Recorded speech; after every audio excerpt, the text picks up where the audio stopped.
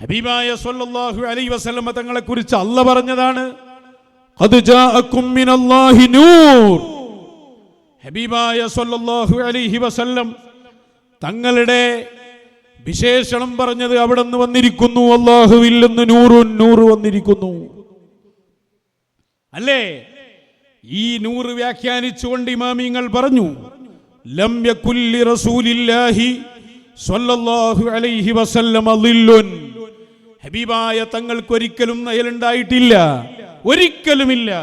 വലം യകും അശംസിൻ ഖത്തു ഇല്ലാ വലബ ലൗഉഹു ലൗ അസ്റ വലൗ അശംസി.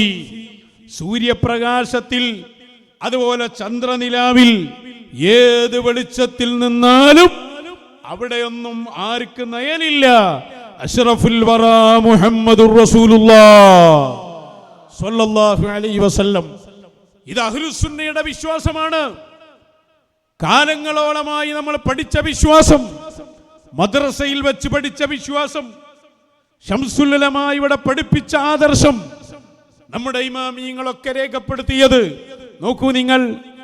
ഈ ഒറ്റ ഹദീസ് അങ്ങ് രേഖപ്പെടുത്തിയിട്ട് ഇമാം ഇബ്നു ഹജർ അൽ ഹൈതമി അവിടുത്തെ അൽ മിനഹുൽ മക്കിയയിൽ പറഞ്ഞു, ലം യകുല്ലി റസൂലില്ലാഹി സ്വല്ലല്ലാഹു അലൈഹി വസല്ലമ ളില്ലുൻ അസ്ലാ. ഒരിക്കലും നയൽ കാണാത്ത നേതാവാണ് മുഹമ്മദുർ റസൂലുള്ളാഹ്. ലിഅന്നഹു നൂർ.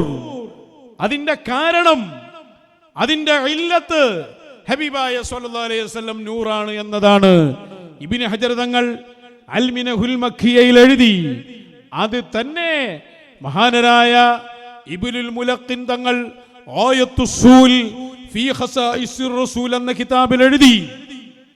അതേ ആശയം ഇമാം സക്കരിയ അൽ അൻസാരി തങ്ങൾ അസ്നൽ മതാലിബിൽ എഴുതി. അത് തന്നെ മഹാനരായ ഇമാം സുയൂത്തി റളിയല്ലാഹു അൻഹു ഒരു അധ്യായം പറഞ്ഞുകൊണ്ട് ഖസായിസുൽ കുബറയിൽ എഴുതി. അതേ ആശയം നൂറായതുകൊണ്ട് നയലില്ല എന്ന ആശയം ഇമാം ഖസ്തല്ലാനി അൽ മവാഹിബുൽ ലദുന്നിയയിൽ എഴുതി. അതേ ആശയം ഇമാമുൽ അലിയുൽ ഖാരി അവിടത്തെ ജംഉൽ വസായിൽ ഫീ ശർഹി ശമാഇൽ എന്ന ഗ്രന്ഥത്തിൽ എഴുതി. ഇമാം ഹകീമുത് തുർമുദി അവിടത്തെ ഹദീസിന്റെ ഗ്രന്ഥത്തിൽ തന്നെ സ്വഹാബിയായ ദക്വാൻ തങ്ങളിൽ നിന്ന് ഉദ്ധരിച്ചുകൊണ്ട് അത് രേഖപ്പെടുത്തി.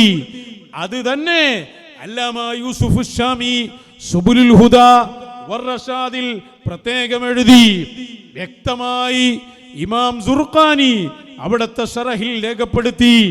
ഇങ്ങനെ അല്ലാമ യൂസുഫുൻ നബഹാനിയുടെ വസായിലുൽ ഉസൂലടക്കം നമ്മൾ നോക്കിയാൽ പഴയ കാലത്തും പുതിയ കാലത്തുമായി രേഖപ്പെടുത്തിയ ഏതെല്ലാം ഗ്രന്ഥങ്ങളുണ്ടോ ആ ഗ്രന്ഥങ്ങളിലെല്ലാം ഹബീബായ സ്വല്ലല്ലാഹു അലൈഹി വസല്ലം നൂറാണ്, അതുകൊണ്ട് നിയലില്ല, ഒരിക്കലുമില്ല എന്നത് അഹ്ലുസുന്നയുടെ ആശയമായി രേഖപ്പെടുത്തപ്പെടുകയാണ്. ആര് വരെ എഴുതി? AP ഉസ്താദിന്റെ ഗ്രന്ഥമാണിത്. അൽ അവായിദുൽ വജിദിയ. ഇതിന്റെ 120-ാമത്തെ പേജിൽ എഴുതി. എന്താ പറഞ്ഞത്? വലി കൗനി ഹഖീഖത്തിഹി നൂറാനിയ. അവിടത്തെ ഹഖീഖത്ത് തന്നെ നൂറായതുകൊണ്ട് മാ കാന ലഹു സ്വല്ലല്ലാഹു അലൈഹി വസല്ലമ ളില്ലുൻ ലിഅന്ന അൻ-നൂറ ലൈസ ലഹു ളില്ലുൻ. ഇത് പറയാത്തവരാരാ? ഇത് രേഖപ്പെടുത്താത്തവരാരാ? ഇത് നമ്മൾ മാത്രം എന്തോ പറഞ്ഞത് എന്നാണ് ഇവർ മനസ്സിലാക്കിയത്. ഞാൻ ഓർക്കുന്നു, പേരോട് സഖാഫി ഈ തെറ്റായ ആശയം പറഞ്ഞ സമയത്ത് എല്ലാരും ഒന്നിച്ചെതിർത്തിട്ടുണ്ട് അതിനെ. അല്ലേ? സമസ്തയുടെ മുഷാവറാംഗമായി ഇന്നുമുള്ള അബ്ദുസ്സലാം ബാഖവി കോഴിക്കോട്ട് വന്ന് അദ്ദേഹം പേരോടിന്റെ ഈ വാദത്തെ ഖണ്ഡിച്ചിട്ടുണ്ട്. അല്ലേ? ജിഫ്രി തങ്ങളുപ്പാപ്പ പ്രസിഡന്റായ മുഷാവറയിൽ അംഗമാണ് സലാം ബാഖവി. അദ്ദേഹം അന്ന് കൊടുത്ത മറുപടിയുടെ ഒരു ഭാഗം കണ്ടു നോക്കൂ നിങ്ങൾ. ഒരു സമയത്തും ഇല്ല എന്നാണ്, ഒരു സമയത്തും വെളിവായിട്ടില്ല. ഇല്ലാ ഗലബ ലൗഉഹു ലൗ അശംസി വലം യകും മഅ സിറാജിൻ. ഒരു വിളക്കിന്റെ അരികിൽ നിന്നാൽ പോലും ഖത്തു ഒരു സംഭവം പോലും അങ്ങനെ ഉണ്ടായിട്ടില്ല. ഇല്ലാ ഗലബ ലൗഉഹു ലൗ അസ്സിറാജ്. റസൂലുള്ളാഹിന്റെ പ്രകാശം മികച്ചു നിൽക്കുന്നത് കൊണ്ട് നേല് വെളിവാറില്ല. ഖത്തു ഖത്തു ഫഖത്തൊക്കെ പഠിച്ചിട്ടില്ലേ? ഇനി മറന്നുപോയെങ്കിൽ ഞങ്ങൾ പഠിപ്പിച്ചു തരാം. അതുകൊണ്ട് മേലിൽ റസൂലുള്ളാഹി സ്വല്ലല്ലാഹു അലൈഹി വസല്ലം തങ്ങൾ ളുൽമാനിയാണെന്ന് പറയാൻ കിതാബായിട്ട് വരരുത്, വേറെന്തെങ്കിലുമായിട്ട് പോരെ.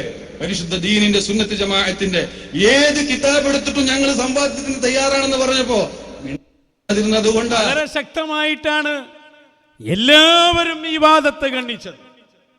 ഈ വാദം അയാൾക്കില്ല എന്ന് പറയാൻ ആരും നോക്കണ്ട. അയാൾ 2 കൊല്ലം ഇത് തുടർച്ചയായി പറഞ്ഞിട്ടുണ്ട്. ഒരു വേദിയിലല്ല, കിട്ടുന്ന എല്ലാ വേദികളിലും നമ്മളും അതിന്റെ പിന്നാലെ പോയി വിശദീകരിച്ചിട്ടുണ്ട്.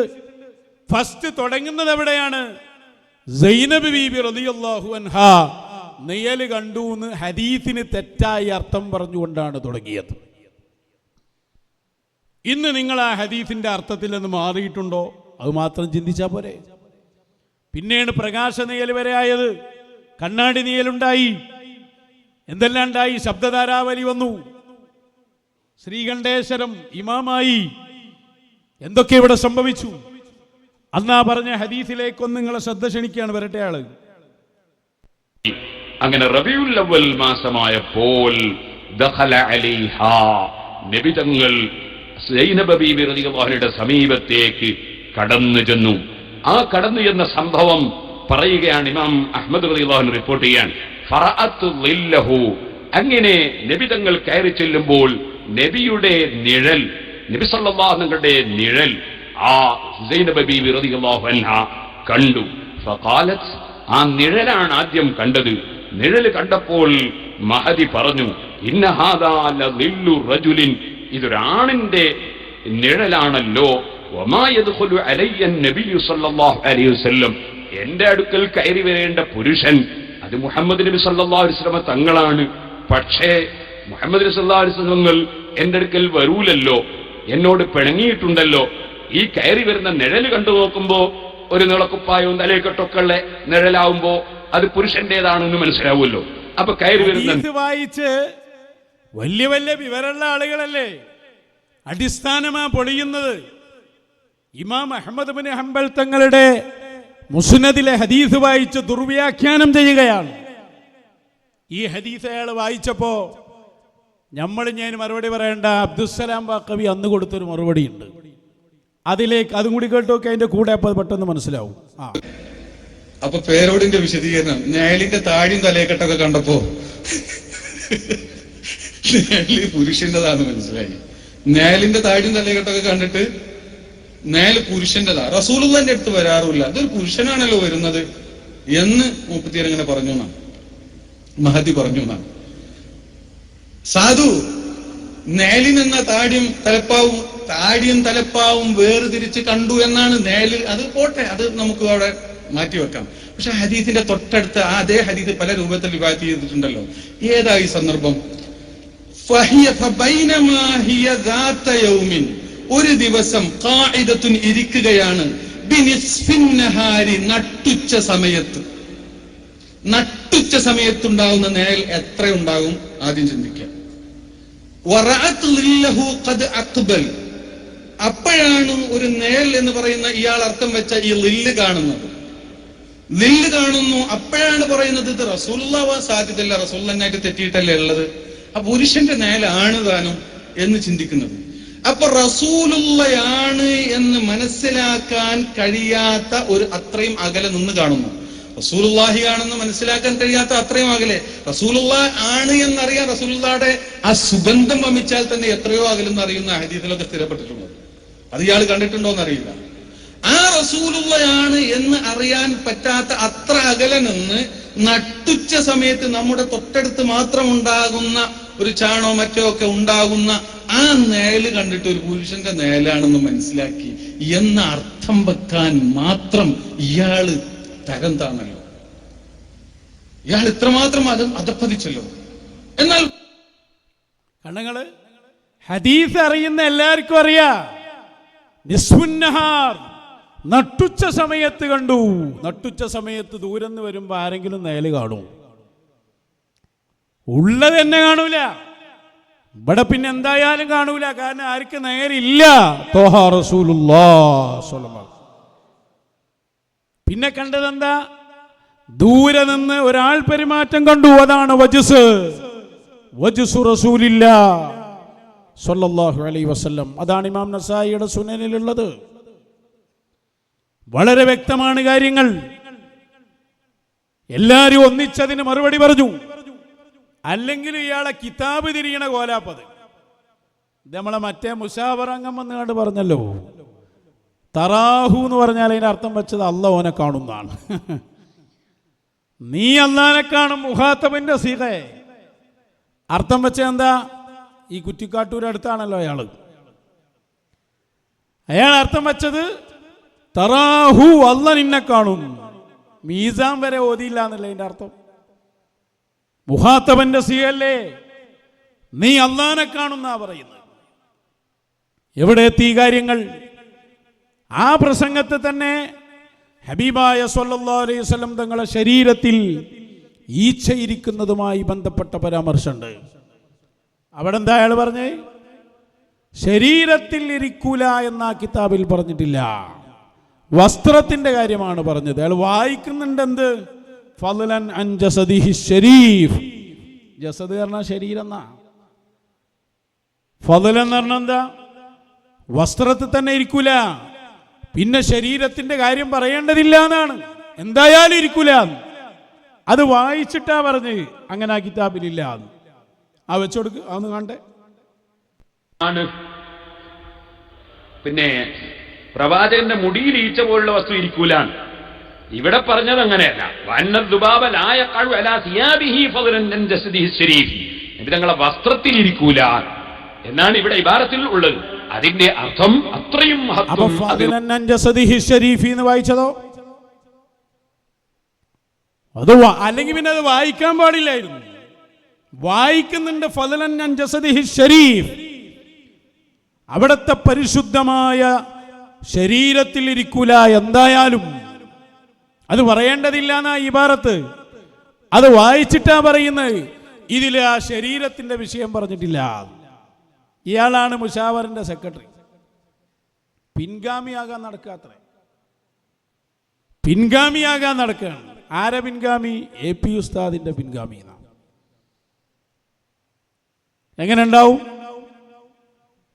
ഏത് രൂപത്തിലാ കാര്യങ്ങൾ എത്തുക? അപ്പൊ ഞാൻ പറഞ്ഞു വരുന്നത്, ഇവിടെ അന്ന് എല്ലാവരും ഏകോപിച്ച് പറഞ്ഞൊരു കാര്യമാണ്, ഹബീബായ സ്വല്ലല്ലാഹു അലൈഹി വസല്ലം നൂറാണ്. അതുകൊണ്ട് തന്നെ അവിടത്തേക്ക് നിഴലില്ല.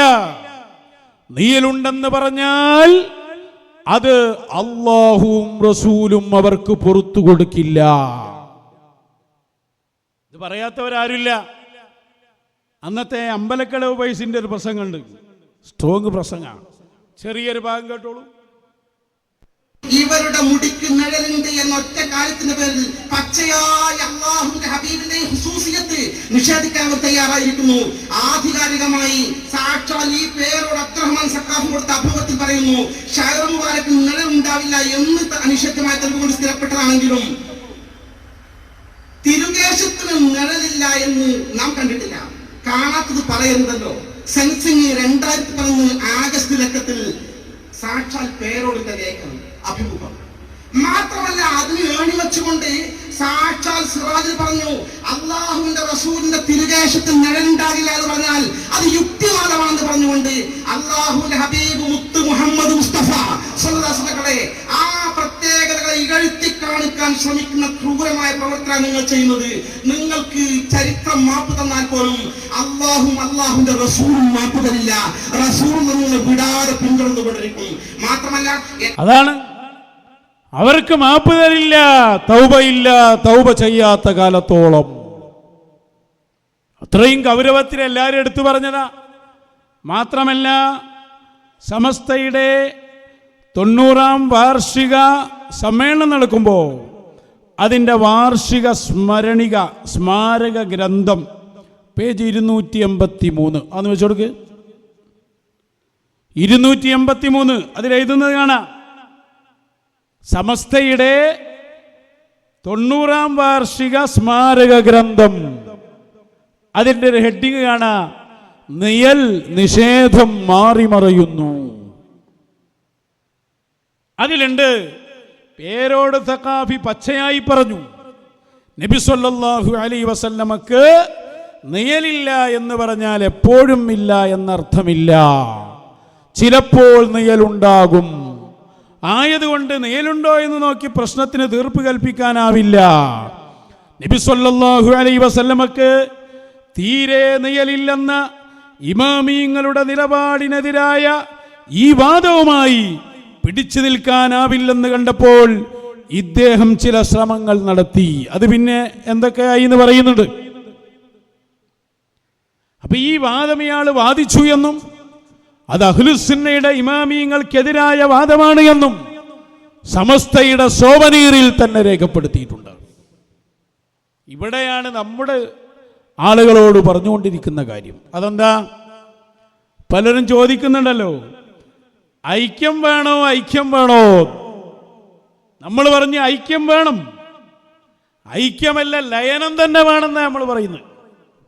അതിനെ ഐക്യമാക്കണ്, ഒറ്റ ഒന്നാകുക, എല്ലാവരും ഒന്നാകുക, ശംസുൽ ഉലമയുടെ വഴിയിൽ ഒന്നാകണം. അതാണ് നമ്മൾ പറഞ്ഞുകൊണ്ടിരിക്കുന്നത്. ആദ്യം ഒന്നാകേണ്ടത് എവിടെ അറിയാം? ആദർശത്തിൽ ഒന്നാകണം. ആദർശത്തിൽ ഒന്നായി നിൽക്കുന്നവർ, അഥവാ ശംസുൽ ഉലമയുടെ മാർഗത്തിൽ എല്ലാവരും ഒറ്റക്കെട്ടായി നിന്നുകൊണ്ടാണ് ഇവിടെ ഐക്യമെങ്കിൽ ആ ഐക്യത്തെ നമ്മൾ സ്വാഗതം ചെയ്യുന്നു. ഇതിപ്പോ സ്വന്തം ഉസ്താദിനെ പോലും ഇതിൽ അംഗീകരിക്കണില്ല.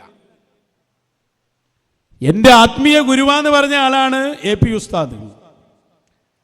ഞങ്ങളെല്ലാവരുടെയും നേതാവാണ് എന്ന് പരിചയപ്പെടുത്തുന്ന ആളാണ് സുലൈമാൻ ഉസ്താദ്. ഇവർ രണ്ടുപേരും പറഞ്ഞു എഴുതി, എന്ത്? ഹബീബായ സല്ലല്ലാഹു അലൈഹി വസല്ലം തങ്ങൾക്ക് നയലില്ല, ഒരിക്കലുമില്ല. അപ്പൊ ആ ഇനത്തിൽ തന്നെയുള്ള ഇവരീ പറയുന്ന AP സമസ്ത എന്ന് പറയുന്ന അതിൻ്റെ ഹെഡായി പരിചയപ്പെടുത്തുന്ന AP ഉസ്താദിൻ്റെയും അതുപോലെ തന്നെ സുലൈമാൻ ഉസ്താദിൻ്റെയും വഴിയിൽ തന്നെ വരില്ല.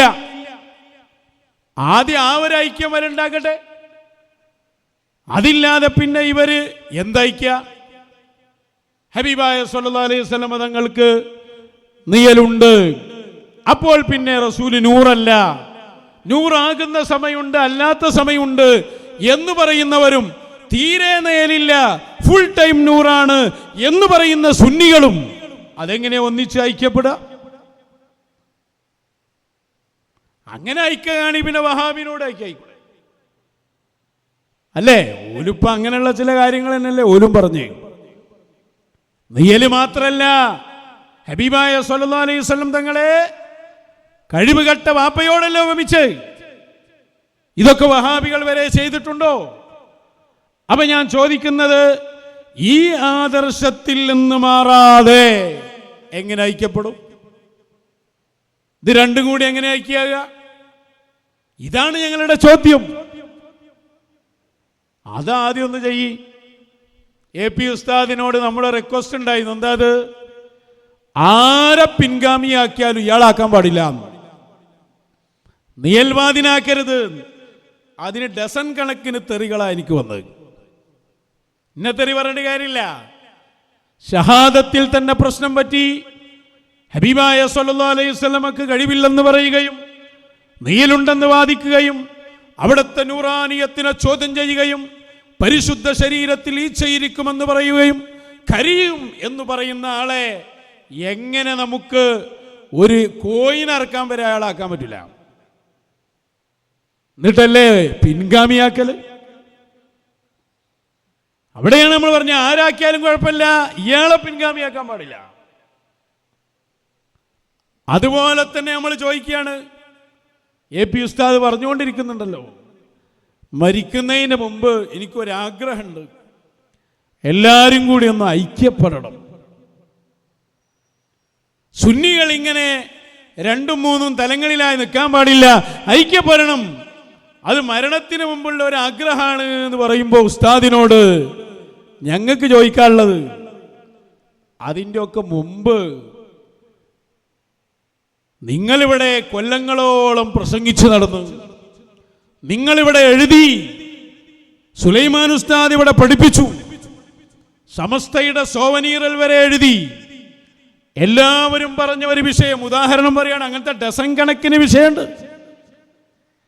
ഹബീബായ സല്ലല്ലാഹു അലൈഹി വസല്ലം തങ്ങൾക്ക് നിയലുണ്ട്, സൈനബ് ബീവി നേല് കണ്ടിട്ടുണ്ട്. ഈ അബദ്ധജടിലമായ വാദങ്ങളെ ഒന്ന് തിരുത്തിയിട്ട് എന്ത് വിശ്വസിക്കണമെന്ന് ജനങ്ങൾക്ക് കൃത്യത വരുത്തി പറഞ്ഞു കൊടുക്കലല്ലേ മരണത്തിന് മുമ്പ് ആദ്യം ചെയ്യേണ്ടത്. ഉസ്താദിനോട് തന്നെയാണ് ചോദ്യം. അതല്ലേ പ്രഥമ പരിഗണന. ഐക്യമായാൽ പിന്നെ എല്ലാവരോടും ചോദ്യം വരും, സ്വാഭാവികമാണ്. ഈ പ്രശ്നങ്ങളൊന്നും നന്നാക്കാതെ ഐക്യമായി വിചാരിച്ചോളൂ. ആരുമായിട്ടാണ് ഐക്യമായത് അവരോട് നമ്മൾ ചോദിക്കും. ഇപ്പൊ ജിഫ്രി തങ്ങൾ പാപ്പാനോട് ഐക്യായാൽ മൂപ്പരോട് ചോദിക്കും, ഇതിന്റെ വ്യക്തത വരുത്തണം. നിയലുണ്ടോ ഇല്ലേ? നിയലില്ല എന്ന് സമസ്ത പഠിപ്പിച്ചതാണ്, ശംസുൽ ഉലമയുടെ ആദർശമാണ്. അതിൽ നിന്ന് മാറിയോ അതോ ഇയാൾ മാറിയോ? സ്വാഭാവികമാണ് ചോദ്യം. അപ്പൊ ഇതിനാണ് മുൻഗണന നൽകേണ്ടത്. മരണത്തിന് മുമ്പ് ആഗ്രഹമൊക്കെ എല്ലാവർക്കും ഉണ്ടാവും. ഇപ്പൊ മൂപ്പർക്ക് മാത്രമല്ലല്ലോ, സുലൈമാൻ ഉസ്താദിനും ഇല്ലേ ആഗ്രഹം? സുലൈമാൻ ഉസ്താദിനുണ്ടല്ലോ ആഗ്രഹം. അതെന്താ നടപ്പിലാക്കി കൊടുക്കാൻ വേണ്ടി നിങ്ങൾ പോവാത്തത്? അപ്പൊ ഞങ്ങൾ പറയുന്നത് എന്താണെന്നറിയോ? ലോകത്താരും അംഗീകരിക്കാത്തൊരു വാദം, ആരും അംഗീകരിക്കണില്ല. അല്ലെ ഞങ്ങൾ ചോദിച്ചല്ലോ ഈ പേരോട്, അയാൾ ഈ കഴിവുകെട്ട വാപ്പയാണ്, ഒന്നിനും കഴിയാത്ത വാപ്പയാണ്, നിയലുണ്ട് എന്നൊക്കെ പറയുന്ന വാദം, അതാണ് ശരിയെങ്കിൽ അത് കേരളത്തിൽ മാത്രം പറഞ്ഞാൽ മതിയോ? കേരളത്തിൽ തന്നെ ഞാൻ പറയാൻ കഴിയില്ല, ആ ബാബക്ക് ഞങ്ങൾ അടച്ചു കഴിഞ്ഞു. എന്നാ പിന്നെ ഉത്തരേന്ത്യയിലേക്ക് വണ്ടി കയറണ്ടേ? മദീനത്തേക്ക് പോകണ്ടേ? ദുബൈയിൽ പോകണ്ടേ? യമനിൽ പോകണ്ടേ? അവിടെയൊക്കെ ഇത് പറയണ്ടേ? ഒരു മറുപടിയില്ല. ആക്കെ ഞങ്ങൾ ഇഷ്ടമുണ്ടെങ്കിൽ പോയിക്കോളും. എന്നാ പോയിട്ടെന്ന് പറയും, മദീനയിൽ പോയി അവിടുത്തെ ആശിഖീങ്ങളായ അറബികളെ വിളിച്ചു പറയും, ഇത് കഴിവുകെട്ട വാപ്പയെ പോലെയാണ്. റിട്ടേൺ ടിക്കറ്റ് എടുക്കേണ്ടി ഉണ്ടാവില്ല. അതല്ലേ അവസ്ഥ? അപ്പൊ ഈ വാദം ഇത് ചെറുശ്ശേരി ഉസ്താദ് പഠിപ്പിച്ചതല്ല, ശംസുൽ ഉലമ പഠിപ്പിച്ചതല്ല, ലോകത്തൊരു ഇമാമും പഠിപ്പിച്ചിട്ടില്ല, ഒരു മദ്രസയിലും പഠിപ്പിച്ചിട്ടില്ല. ഈ വാദം നിങ്ങളുടെ മുഷാവറയിൽ ഒരാൾ പറഞ്ഞത് ഇവിടെ നിലനിൽക്കുമ്പോ അത് തിരുത്താതെ, അതിൽ ജനങ്ങൾക്ക് വ്യക്തത കൊടുക്കാതെ നിങ്ങൾ മൗത്തായി പോയാൽ ആലമുൽ ബർസഖിൽ കിടക്കാൻ സുഖം ഉണ്ടാവില്ല.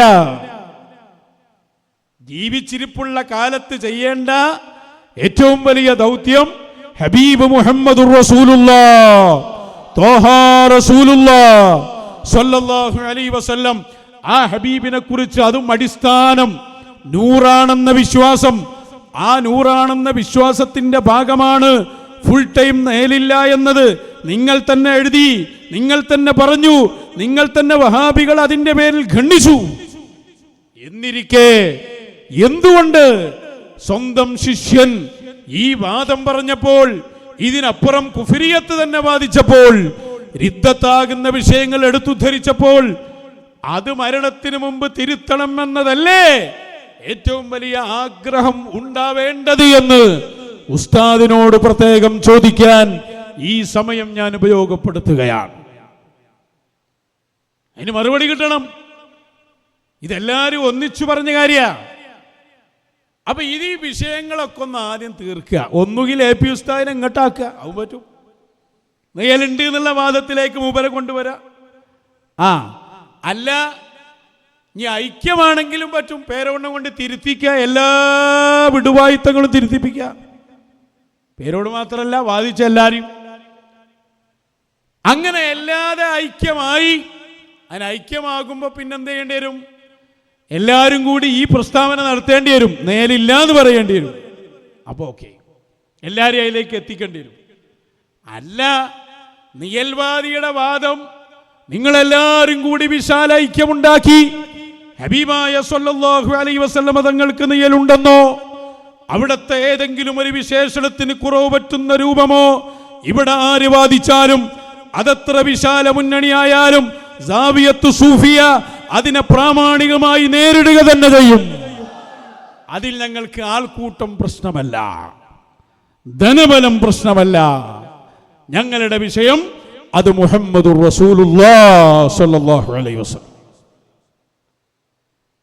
ചെറുശ്ശേരി ഉസ്താദ് പറഞ്ഞ ആ ഐക്യം കൊണ്ട് കാര്യമില്ല, വായക്ക തൊളിച്ച ഐക്യം അത് കേട്ടില്ല ഞങ്ങള്. അതിപ്പോ കേൾക്കേണ്ടിയാണ്. ആ ജാതി ഐക്യം കൊണ്ട് കാര്യമില്ല, അതൊന്ന് വെച്ചു കൊടുക്കുക. ഇതാണ് ഇപ്പൊ ആകെ ഈ കിട്ടേണ്ട കാരണം. എന്നാലും ശരി, ന്യായപ്പെട്ട രീതിയിലാണെങ്കിൽ നമുക്ക് ഇനി ഐക്യാകാം. ഇവിടെ കോൺഗ്രസ് ഇപ്പം 2-3 കഴിയണല്ലോ. ഏതോ ഒരു കോൺഗ്രസ് നേതാവ് വേറൊരു നേതാവിനെ കണ്ടപ്പം ഒരു ബാക്ക വിളിച്ചാണ്ട് അയാളെ കൊടുത്തു. ഇന്നാളിയാണ് അതുകൊണ്ട് ഇപ്പൊ എങ്ങനെയാ കോൺഗ്രസ് രണ്ടുകൂടി ഒന്നാവൂ? ഇതാ നിങ്ങളെ നഷ്ടം. INL ലീഗും ഇവിടെ 2 പാർട്ടിയായിട്ട് പ്രവർത്തിക്കുന്നു. ഒരു നേതാവ് കണ്ടപ്പോൾ മറ്റേ നേതാവിനെ കണ്ടപ്പോൾ തമ്മിൽ ചർച്ചയാണ്ട് ഒരു തക്കാളി അറ്റാക്ക് കൊടുത്തു. അയാൾ ഒന്നും ചെയ്തു, ഫോട്ടോ കൊടുത്തു. അതുകൊണ്ട് ഇപ്പോൾ 2 ഒന്നായപ്പം